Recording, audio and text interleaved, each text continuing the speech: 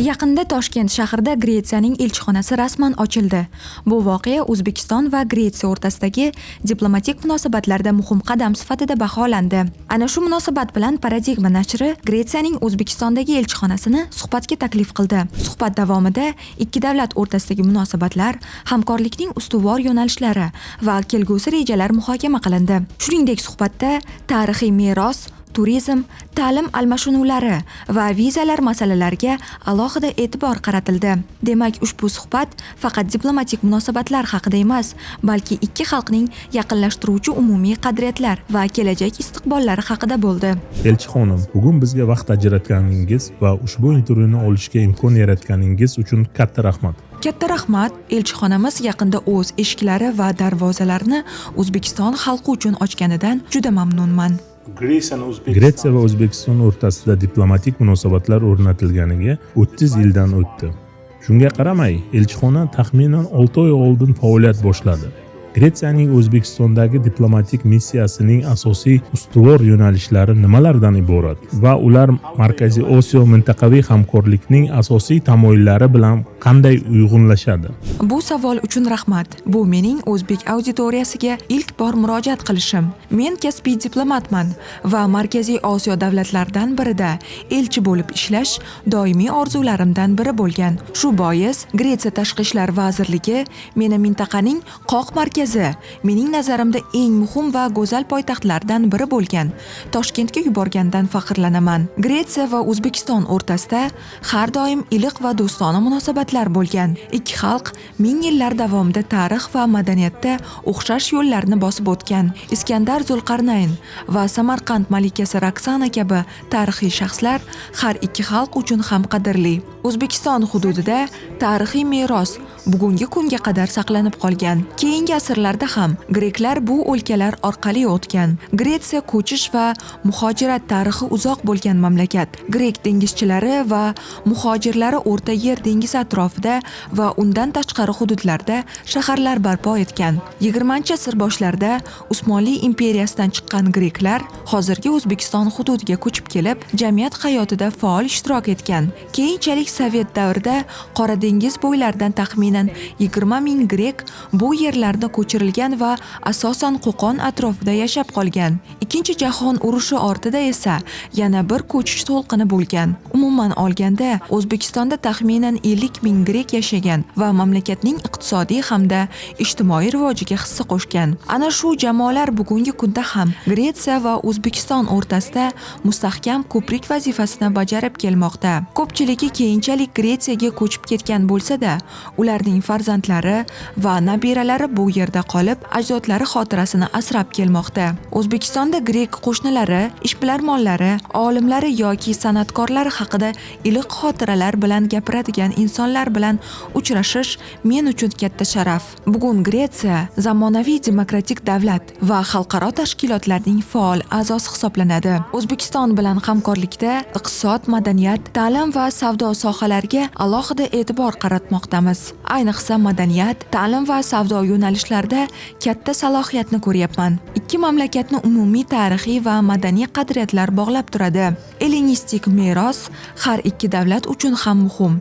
Qo'shma ko'rgazmalar, ilmiy anjumanlar, konferensiyalar o'tkazish, olimlar va muzey mutaxassislari o'rtasida hamkorlik qilish uchun imkoniyatlar keng. Zamonaviy madaniyat nuqtai nazaridan ham Gretsiya va O'zbekiston jahon madaniy merosini asrashga katta ahamiyat beradi. O'zbekiston Samarqandni ko'p qatlamli sivilizatsiya markazi sifatida namoyon etmoqda. Gretsiya esa ochiq osmon ostidagi tarixiy yodgorliklar mamlakati sifatida tanilgan. Yaqinda ikki mamlakat madaniyat vazirlari uchrashib, fan, ta'lim, muzey ishi, kasbiy tayyorgarlik, musiqa, raqs, seminarlar, konferensiyalar va madaniy almashinuvlar bo'yicha hamkorlikni yanada kengaytirishga kelishib oldi.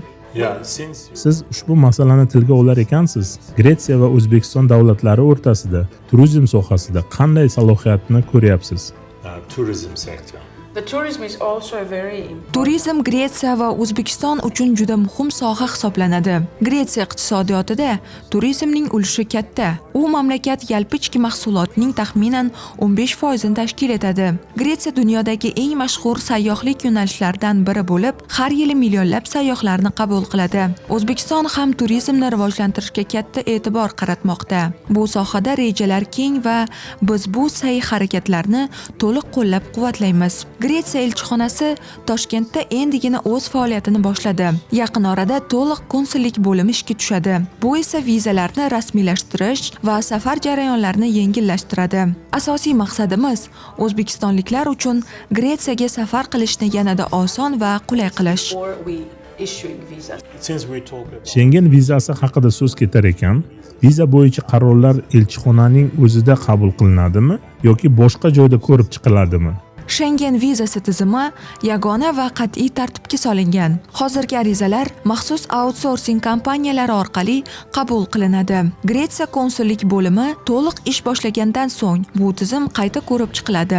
Ayrim toifadagi arizachilar uchun imtiyozlar beriladi va ular elchixonaga to'g'ridan-to'g'ri murojaat qilish imkoniyatiga ega bo'ladilar. Gretsiya Yevropa Ittifoqi a'zosi sifatida Markaziy Osiyoda, jumladan O'zbekistonda barqaror iqtisodiy munosabatlarni mustahkamlashga qanday hissa qo'sha oladi? Very interesting. Bu juda muhim savol. Men O'zbekistonning ko'p vektorli tashqi siyosatini yuqori baholayman. Yevropa elchisi sifatida Yevropa bilan yaqin munosabatlarga ahamiyat beradigan mamlakatda xizmat qilayotganimdan faxrlanaman. Yevropa faqat iqtisodiy kuch emas, balki umumiy qadriyatlar va tamoyillarga asoslangan makondir. O'zbekiston bilan Gretsiya shuningdek Yevropa o'rtasidagi hamkorlik har ikki tomon uchun foydali. Bu iqtisodiyotning o'sishiga, jamiyatlarning rivojlanishiga va ayniqsa yoshlar uchun ta'lim hamda almashinuv imkoniyatlarining kengayishiga xizmat qiladi. Hozirning o'zida ta'lim sohasida hamkorligimiz mavjud. 1997-yilda imzolangan ta'lim, fan va madaniyat sohasidagi kelishuv asosida yangi 3 yillik hamkorlik dasturi tayyorlangan va imzolanish arafasida turibdi. O'zbek talabalari uchun Gretsiyada o'qish imkonini beruvchi stipendiyalar ajratilgan va bu jarayon davom etadi. Shuningdek, universitetlar o'rtasida hamkorlik rivojlanmoqda. Rektorlar almashinuvi, onlayn grek tili kurslari tashkil etilmoqda. Grek talabalarining O'zbekistonda tahsil olishi uchun ham salohiyatni ko'ryapsizmi? Yaqin kelajakda talabalar va o'qituvchilar uchun keng qamrovli almashinuv dasturlari yo'lga qo'yilishi rejalashtirilgan. Bu yo'nalishni yanada rivojlantirishimiz kerak. Davlatlarimiz o'rtasidagi munosabatlar yaxshi bo'lsa-da, jamiyatlar bir-birini hali yetarlicha yaxshi tanimaydi. Toshkentda Gretsiya elchixonasining ochilishi kelajakda Afinada O'zbekiston elchixonasi ochilishiga yo'l ochadi deb ishonamiz. Bu esa ikki xalq o'rtasida aloqalarni yanada mustahkamlaydi. Hozircha asosiy e'tibor Gretsiya talabalarining Gretsiyada o'qishiga qaratilgan. Grek yoshlari uchun O'zbekiston xalqi unchalik tanish emas, ammo qo'shma talabalar lagerlari, ilmiy seminarlar va almashinuv dasturlari bu bo'shliqni to'ldirib, yoshlarni yaqinlashtiradi. Yana bir bor ushbu intervyu uchun katta rahmat. Sizga va jamoangizga O'zbekistonda katta muvaffaqiyatlar tilayman. Thank you. I also count on the Katta rahmat. Men ham O'zbekiston jamiyatining nafaqat davlat idoralari, balki keng jamoatchilikning qo'llab-quvvatlashi va hamkorligiga umid qilaman. of the Uzbek society.